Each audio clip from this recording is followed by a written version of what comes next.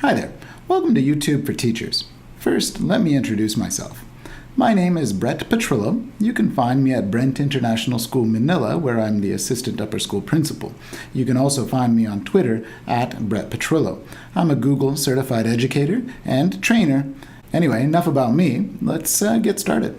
So my learning objectives for this video is for everybody to get to know YouTube, the basics. We're going to learn how also to create playlists and how to share some content.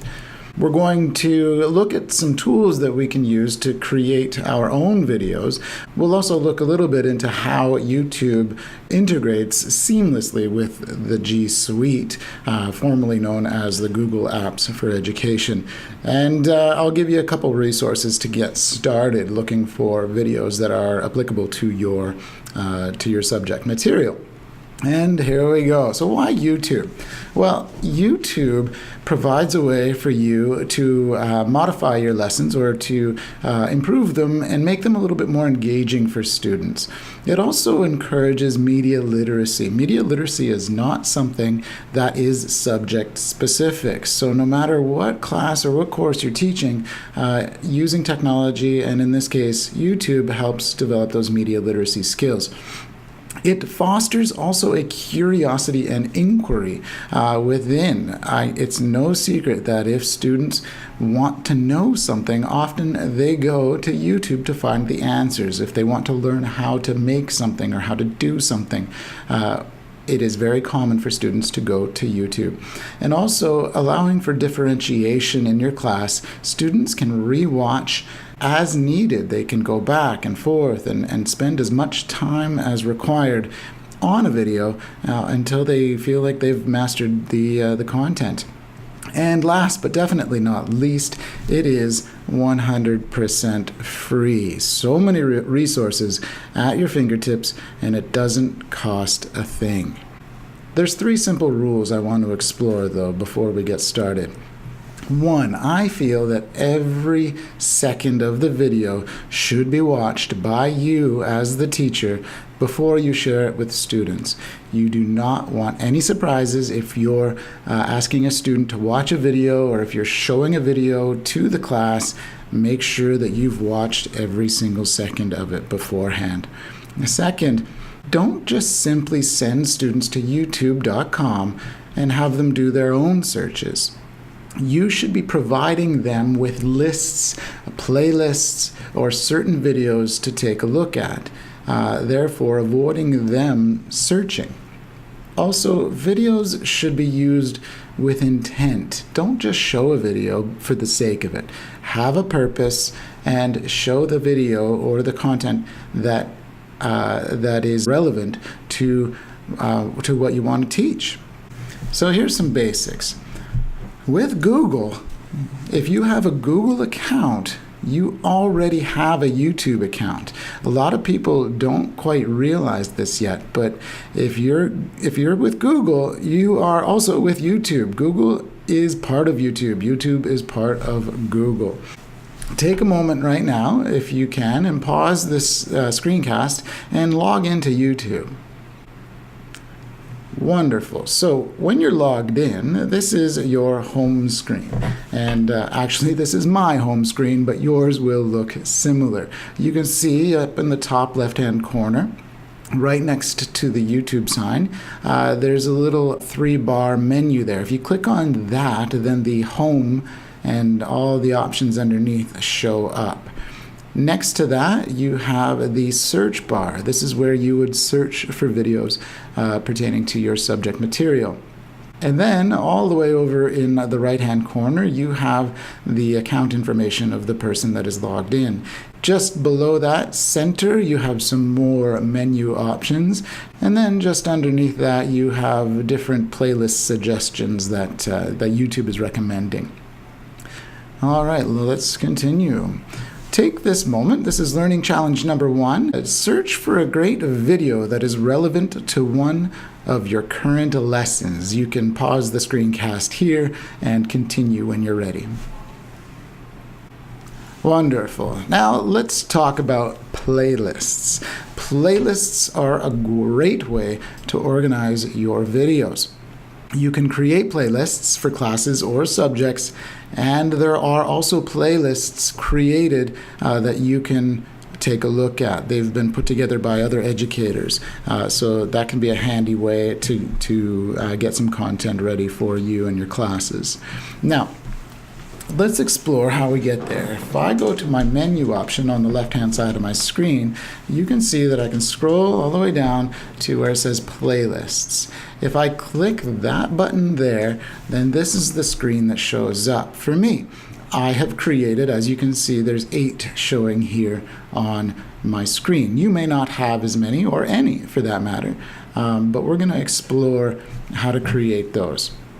Now, for this example, I'm going to focus on one of my playlists called Google Classroom. You can see that I have 7 videos there. Now, if I click on the word Google Classroom, what shows up is the content that is inside that playlist. I want to point out a couple of things here. You can see that there's a button called Playlist Settings. Every playlist you create has its own individual unique settings, and this is what you have the option to change. You can make sure that it's public if you want it to be, or it can be private or unlisted. I'm going to talk about that in a little bit as well. You can order your videos inside your playlist to be manual or earliest first or latest first. It's completely up to you. And you have some additional options over there on the right as well.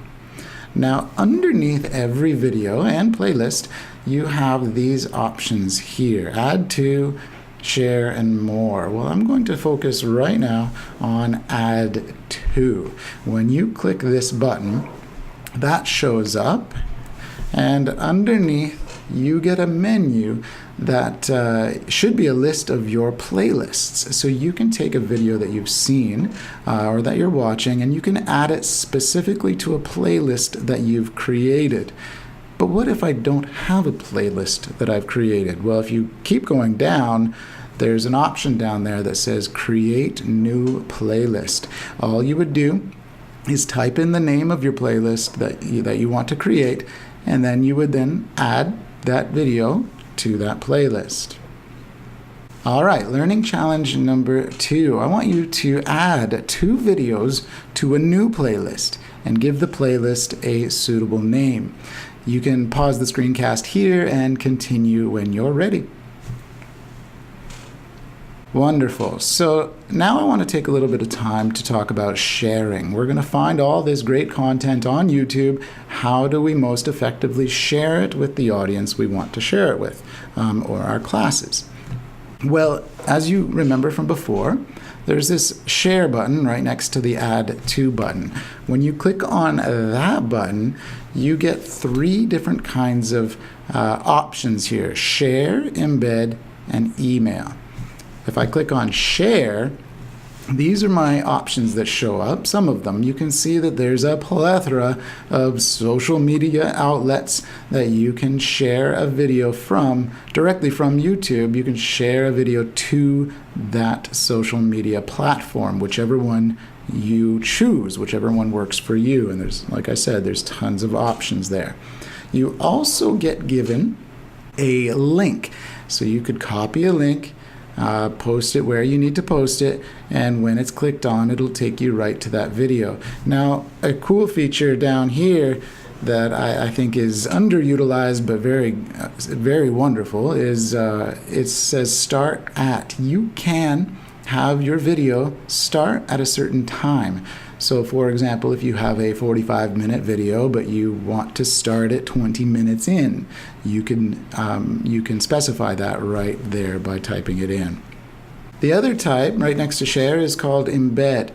What this does, it gives you some code that you can embed the video right into, for example, your own personal website, and you just copy the code and paste it in into where you need it to be. Now, next to that is email. I think this is probably the one that is, for me, most beneficial, and the one that most people don't know or realize that you can do. You can email a video to somebody directly from YouTube. You don't have to copy a link and paste it into an email. You just click on email, You type in the address of the person that you want to send it to. You type in your message. Now, the message is optional. And then you go down to the bottom left and click on Send Email. Because YouTube is part of Google, you're already signed in. So this will send from your Gmail account, the one that you have logged into. I think this is a great option for just ease of use and efficiency of time, is sending emails directly from YouTube. All right, learning challenge number 3. I want you to share a video via email to someone. This could be yourself if you don't want to send it to somebody else. All right, you can pause the screencast here and just press play again when you're ready. All right, good job. So let's talk now about your channel. Everybody has a channel, and what the channel is, if you look under the menu there, it's underneath your home option. It says My Channel. Now this is where you house your own videos, and if you take a look here, this is my channel. I've titled, or I've called my channel Google Learning. You can see by Brent Petrillo. That's what shows up. Yours might be blank at the top. Maybe you don't have an image in there yet, but that's something that can be customized later on. Now, your channel also has settings, and you can control the privacy in your channel. Maybe you want your channel to be private. So this would pertain to every video that is inside your channel. You can also, like I said earlier, customize the layout. All right, you can have a trailer for your subscribers, or you can organize your videos and playlists into different sections. And you can also have a discussion tab, or have translate information on there. So there's lots of options for your channel settings. Now, talking about the channel, and I've referenced that you can put your own content up there. How do you do that? Well, if you look up in the top right-hand corner of your screen, where the login account information is, you have an arrow that is pointing up. When you click on that arrow, it pops up a screen that says Select Files to Upload.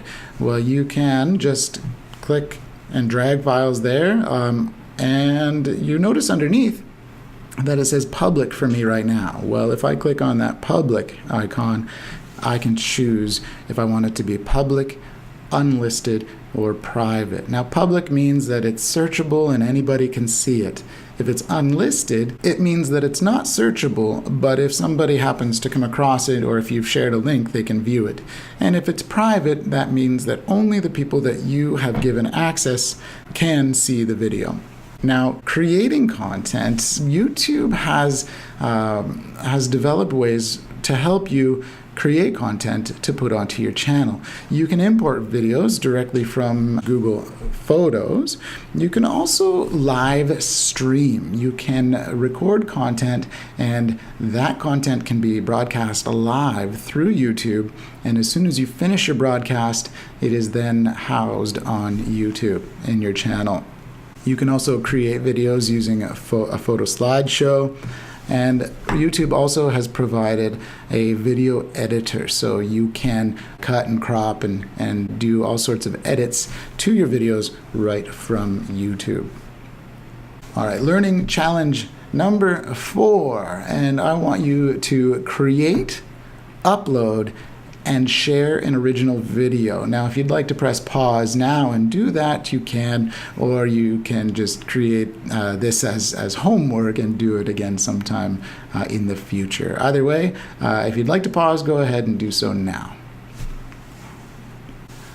Great. Now let's talk about how the G Suite, which is the Google Apps, how it integrates with YouTube, or how YouTube integrates with the G Suite. And it's quite simple. You see that YouTube seamlessly integrates with slides, with sites, and with forms. And all of those can be saved right into your Google Drive. So first of all, let's talk about slides. When you're in a slideshow presentation, you go up to the left-hand side and it says Insert. And in the drop-down, it goes all the way down. You can take a look where it says Insert Video. If you click that, you can insert a video into your slideshow presentation directly from YouTube so that you don't have to switch back and forth from your presentation to YouTube. You can put it right there in the slide. Also with forms, you can, on the right-hand side of the form, click on the little play arrow and you can add a video. Now this is magnificent in the classroom. Let's say you're putting together a form or an assessment for your students. You can embed or put in a video right into the form and have students answer questions on that video right there. I think this is a tool that is very useful for a classroom teacher. And in sites, some of you may have a Google site. In the new site, over to the right-hand side of your screen, you can see Google Embeds, and they have labeled it right there called YouTube. You can embed a YouTube video right onto your site, and it's seamless. Because Google and YouTube are essentially the same thing, they work very well together. All right, let's talk about now some great resources. There's just two I'm going to share with you. The first is youtube.com/education.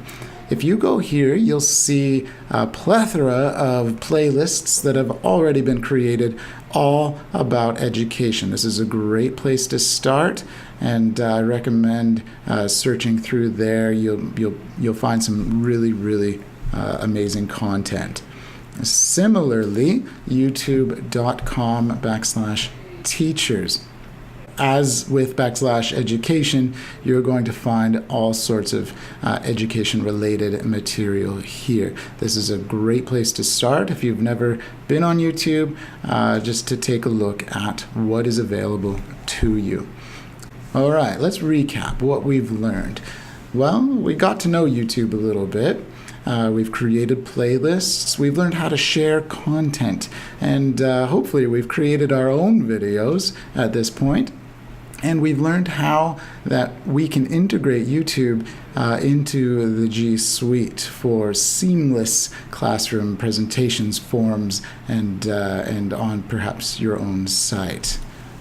Well, hey, thanks for watching the video called YouTube for Teachers. Again, my name is Brent Petrillo, and you can follow me at Twitter at Brent Petrillo. Thanks again, and I hope you enjoyed the video.